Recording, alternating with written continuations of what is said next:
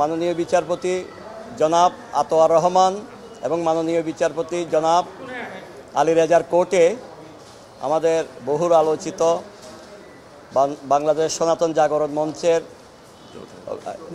জোটের মুখপাত্র চিন্ময় কৃষ্ণ দাস ব্রহ্মচারী, ওনার এই আদালত অনেকক্ষণ শুনানি করে, সে 12:30 থেকে শুনানি করে এই পর্যন্ত উনি সার্বিক সন্তুষ্ট হয়ে জামিন প্রদান করেছেন, রুল অ্যাবসলিউট করেছেন। এটা রুল হিয়ারিং ছিল, রুলটা আমাদের রুল অ্যাবসলিউট করেছেন, অর্থাৎ ওনার এখন মুক্তিতে কোনো রকমের আর বাধা রইল না।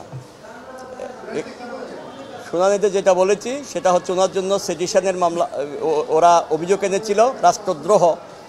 আসলে রাষ্ট্রদ্রোহের কিছুই ছিল না, যেটা 124A-তে ছিল বাংলাদেশের পেনাল কোর্টের। 124A-এর কোনো রকমের ইনগ্রেডিয়েন্টস ছিল না, অর্থাৎ এখানে ছিল শুধুমাত্র ওদের যেটা এজাহারে ছিল শুধুমাত্র জাতীয় পতাকার অবমাননা। এখন জাতীয় পতাকা অবমাননার জন্য বাংলাদেশে যেটা আছে সেটা হচ্ছে 1 বছরের সাজা হতে পারে, কিন্তু উনি তো যেখানে ঘটনাস্থল, আমরা বলছি ঘটনাস্থল থেকে ওনার অনুষ্ঠান স্থল যেখানে জাতীয় পতাকা, সেখানে প্রায় 2 কিলোমিটার দূরত্ব আছে। এবং এই মধ্যে ওনার যেটা এনেছে 1 থেকে 9 নম্বর আসামি, উনি 1 নম্বর আসামি। 1 থেকে 9-এর ইন্ধনে, অর্থাৎ ওনার ইন্ধন দেওয়ারও কিছু নেই।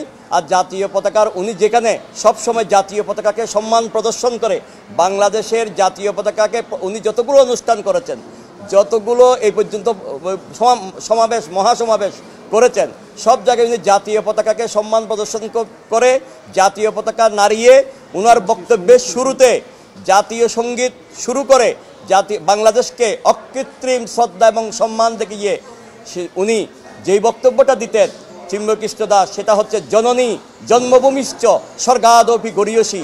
জননী এবং জন্মভূমি স্বর্গের চাইতে উত্তম। যিনি এটা চিন্তা করেন, যেটা ধারণা করেন, সারা বাংলাদেশে যিনি এটা সমস্ত সনাতনীদের কাছে এটা পৌঁছিয়ে দিয়েছেন, এই দেশপ্রেমিককে অবশ্যই দেশদ্রোহী হিসেবে রাখা যায় না। আমাদের বক্তব্য ছিল এটা। এবং হ্যাঁ, কোর্ট বলেছেন হ্যাঁ ঠিকই, এখানে 124-এর আমরা কোনো ইনগ্রেডিয়েন্টস পাচ্ছি না এই মুহূর্ত পর্যন্ত। এবং এতদিন উনি 26/11/2024 থেকে জেলে আছেন। আর এখানে যেটা এজাহার করেছে সেটা হলো 25/10/2024, অর্থাৎ ওই থেকে দীর্ঘদিন ধরে কোনো রকমের পুলিশ রিপোর্ট নেই, কোনো ইনভেস্টিগেশনের কোনো রিপোর্ট নেই। এই যে এতদিন, আর উনি যে ইন্ধনের কথা বলছে, কোনো ইন্ধনের প্রমাণ এই পর্যন্ত এখানে কোনো হাজির করতে পারে যায় সরকার পক্ষ। এই জন্য সন্তুষ্ট হয়ে কোর্ট ওনাকে জামিন প্রদান করেছেন।